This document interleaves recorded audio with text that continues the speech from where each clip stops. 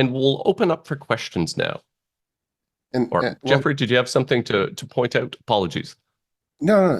While the questions are coming in, I wanted to just recognize something that's very common with all of the people that I've worked with that are new to Octopus Deploy or trying to automate the deployments for the first time.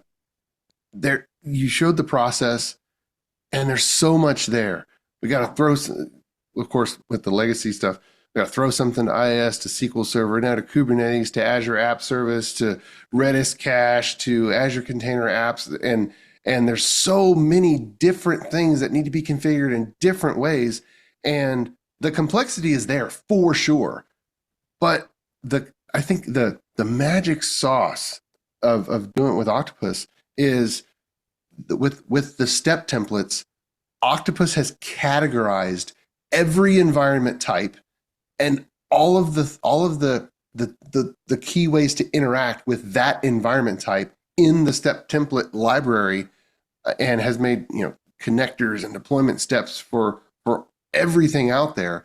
And by categorizing all of the different elements of complexity, we can just say, I'll take one of those. I'll take a Kubernetes. I'll take an Azure SQL. I'll take an app service. And it just simplifies everything. Because all those things, and then the daunting task of figuring out the right command line with the right command line switches and the exact way to call it, the way it wants to be called, that's just a lot of work. So that's a huge point that I just wanted to stress is all I got to do is select, yep, I'm putting this in Kubernetes, or I'm putting this in Azure SQL, and just list it out, and it works.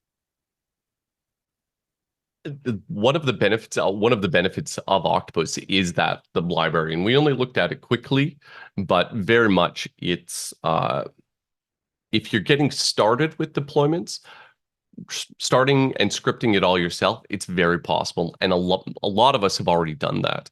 But there's times where if you can just use these building blocks to automate the process that you already have, and then tweak it as you need moving forward, it's a lot faster. So you don't have to maintain the scripts, which is a big benefit, and you can just focus on automating the parts that might be custom to your team or your organization. And so, yeah.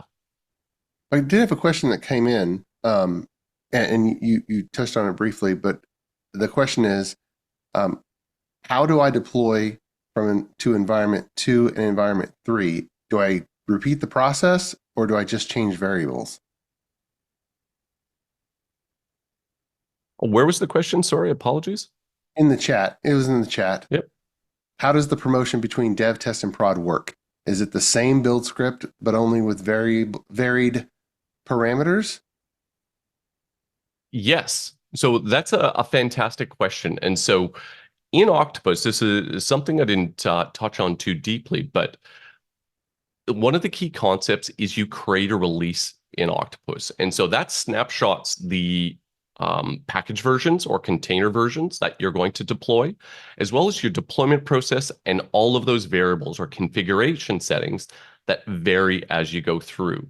So what you're getting as you deploy to dev, test, and production, you're actually executing that same process. The only thing that's changing is those configuration settings. And so we saw in one of the steps, I had it parameterized, and that was a snippet of YAML.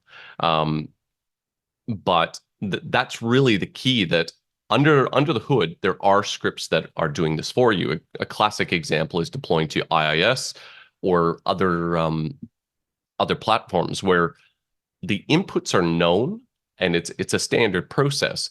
You just provide the name of the variables or the configuration settings, and Octopus does that all for you. So it can update the configuration script or the deployment scripts, but also all your application configuration settings. And a lot of that's done by convention based on name, so you don't have to do much of the work. But yeah, so absolutely that very much it's parameterized to, again,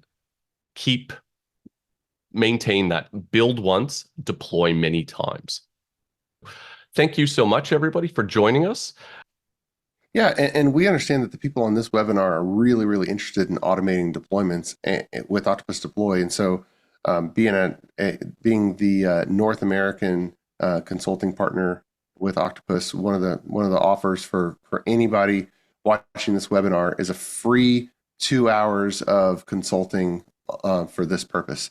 And so to take advantage of that, just go to the URL on the screen, and Johnny has also put that in the chat. But you can go to it and then gather some people in your team and kind of do it jointly to include them. But we're happy to provide that with one of our Octopus Deploy consultants at ClearMeasure, and hopefully push you down your path of DevOps automation. And that's a fantastic offer to take advantage of. And so, yeah, this has been a wonderful session. I think thank you so much, Jeffrey. And I think this is a wonderful offer for anybody who wants to move on that app modernization and start implementing some of these strategies that we've talked about. So with that, I think we can say thank you and have a good day to everybody. Indeed, this is fun. Thanks, Rob. Thank you.